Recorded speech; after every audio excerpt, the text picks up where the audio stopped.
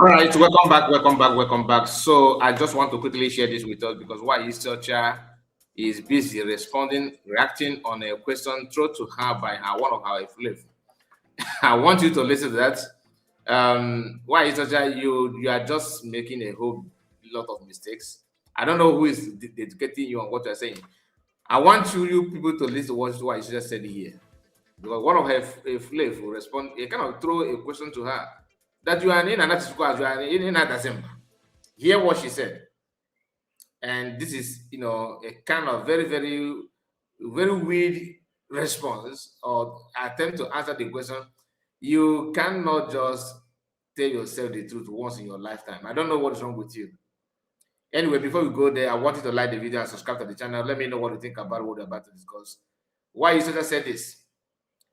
You remember you said that I don't know how to talk, right? Let's see how she now answered the question as somebody who knows how to talk. Pay close attention to what she said here. Imano, they get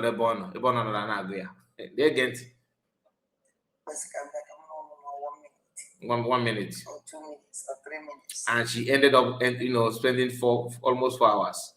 Look at it here. Okay, 3 hours plus. Okay, from 1 minute to 3 hours plus. If I can also do spirit that January, can may extend. Liars and deceivers. Listen. Before I above years, I will age. It was on an idea and Abania. Obia had the moment. Yes. Oh, yeah. I'm on a phone.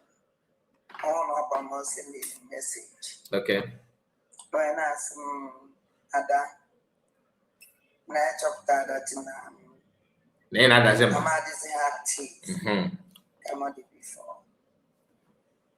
That if you're active, boy, in the morning, you insult people, you corn, afternoon, my map at corn, evening map at corn. That is the activeness they're talking about. That's why I call them group of Efulefus, because they don't know anything. Active doing what exactly? Yeah.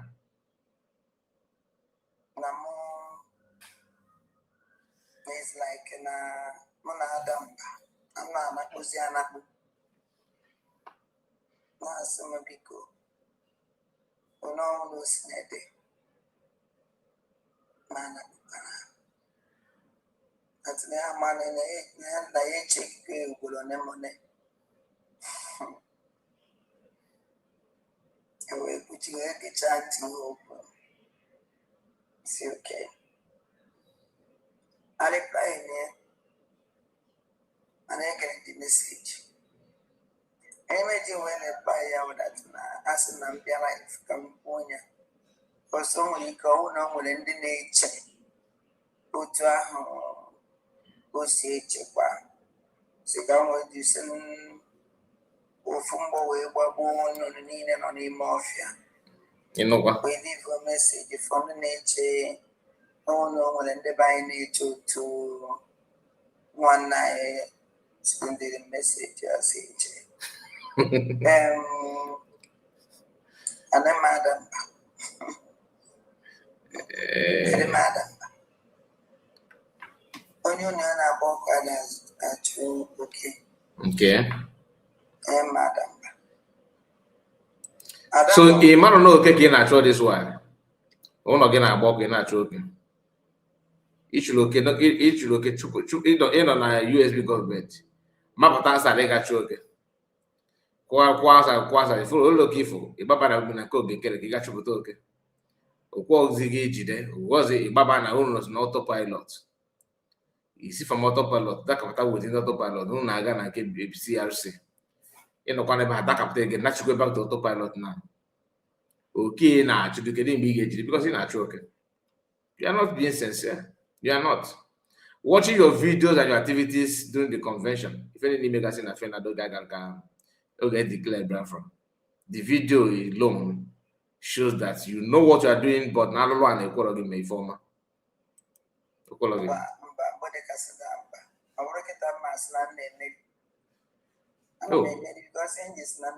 In America.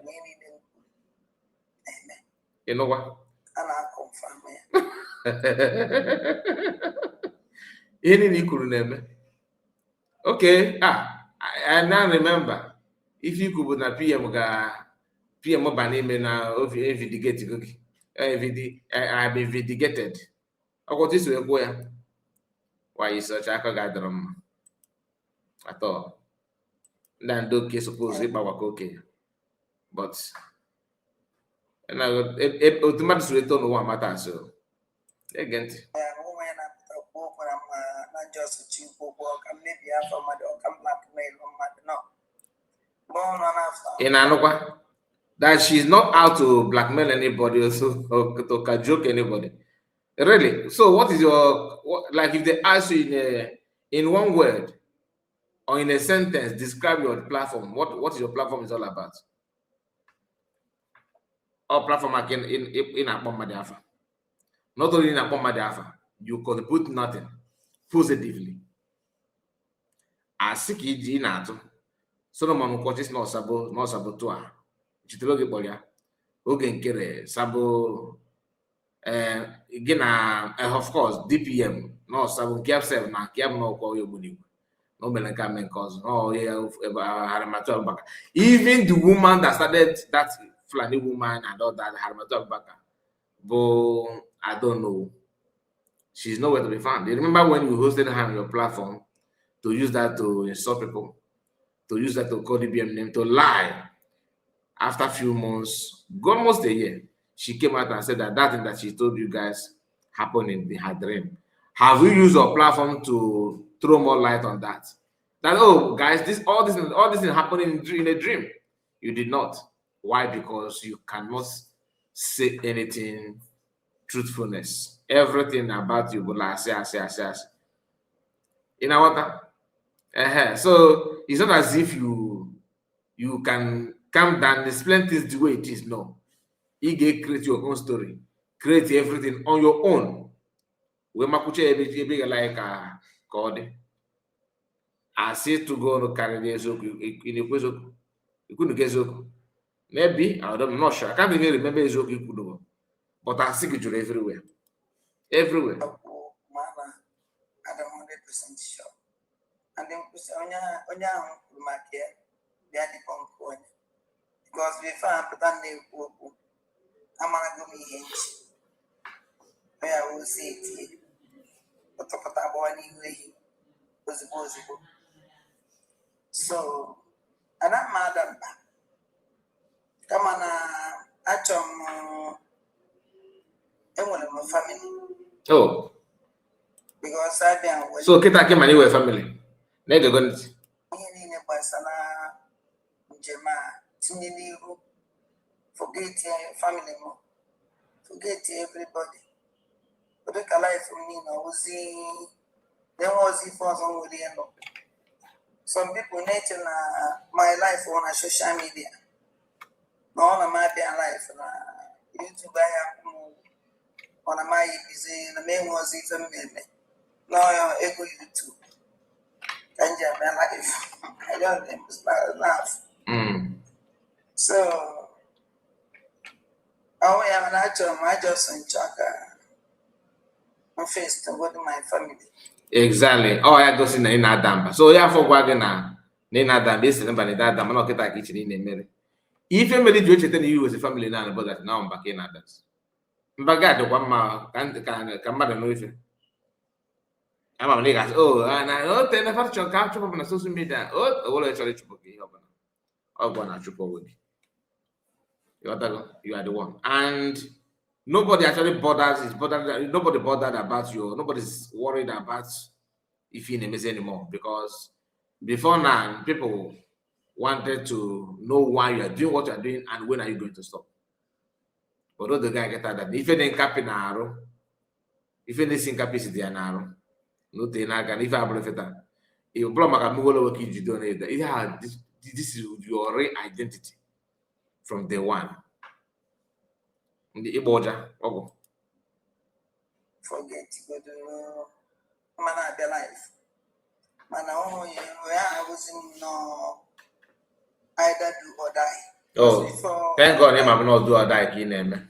Or so the moment he never do or die, not because he's there, just oh, I have in Adam, but the person was what I wanted to so but kita in a and I can see the reason why the person said the name Adam. It is name Adam.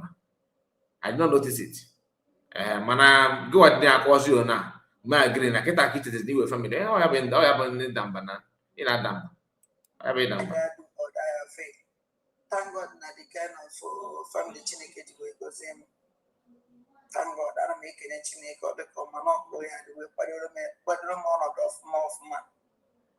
Because na our Chineke was in with the family. Well, and I can name Chineke. Because for the easy. So on them I don't them and they get Adam. If you do say go with a kind of calm voice as already Ifeme, right? Buchi any more from Putana Mana to get in able. Negant. I am a good where one in a way that now all the good know on a busy. Okay. Oh, no, young water, which you a no needs of where goes. Or if I did man. The point was I was near. Only watch on social media. It's like I am was ashamed. But as I knew what was it. Blow I, you guys not the car. It was a machine. Man again, go to the fan. You should not get mad neighbor. And then party I was now. The finishing capisca diana. Monday, was na social media na undo acha ni undas ibachara yana ndocho akindesianya odisika nje mumwalo nwa that is make caricature too much. So only if we can then more than them doors. Now again, camera rolling action. Now for the going to back on now. Only I can do it. We'll back up on it. Again. On a man of track, and negotiating me off. On a negotiating that now. Hey, you get any room? Join us again. Before you play, I want to get the I want to negotiate of money. I'm an I get the Niragana. Is it the Niragana? Naka join, Naka heavy partake. Mana go and back and I don't want to fall back. I make an answer. You can get the Niragana. That I feel like declared by passing it in the nausea, Otunjo. You actually you are the problem though. Now, Gezen the gift also me quote whoever. The same thing I am also doing Maka and the Laka. Oh, yeah, I was now. And the end of one movie when that's a man. And then to actually have to have we will not too much. I've been out there and those people on now. Everything in your muscle. Oh, my mother can't eat well. Oh, my mother now. It's not man go. Next minute now, we got for the vlog here. Was I a jib? A buying agent. Negant. Yeah. Mama was I agent. Oh, yeah, Pagatas, members I agent. It's very sad. But it's a little Pagata and he won't learn some more. How can I go by the boom? So fair, okay. Oh, no, like I use negative of time. Coffee, banana, the flying. Amana, and all I need woman more. We have like why. Any woman is more of Papuai.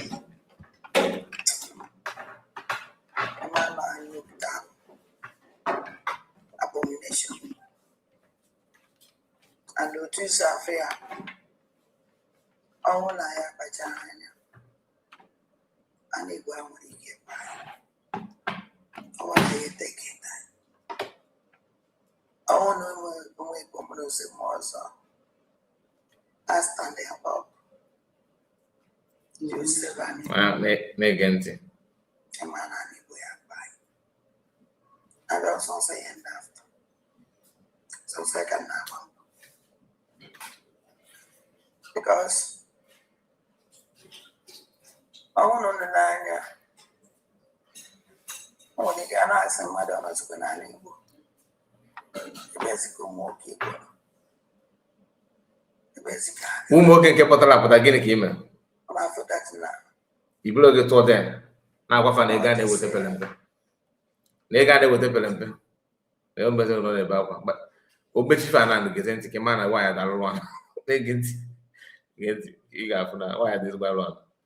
They get.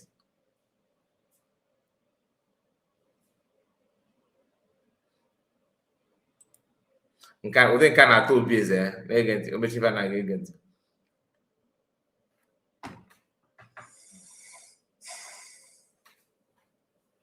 atọ ọjọọ oge iti mkpu n'ike na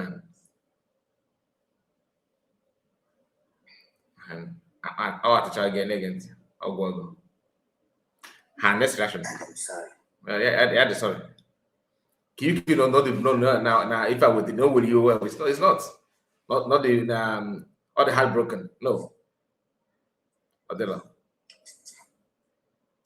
Don't believe that.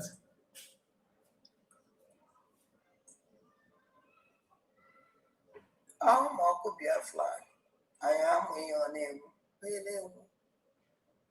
I'll tell you, don't believe this woman, no. Forget about this acting. I used to fall to this trap before, but now no more.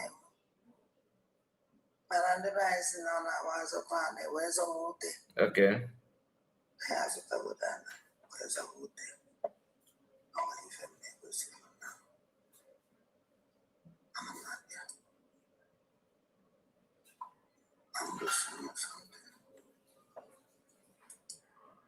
I want her to reach to that point where she will bring her true self again.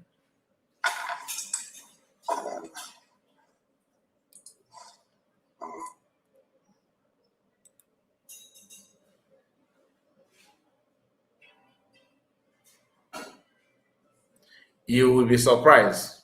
Although many of you already see this kind of line of action and this kind of acting, it's not something that she started today. This is who she is. Always like this. Oh, and each and again, I'm not the heartbroken for where there's a better phone on one arm. We got one of this. You think, one of mama now get the first okay now.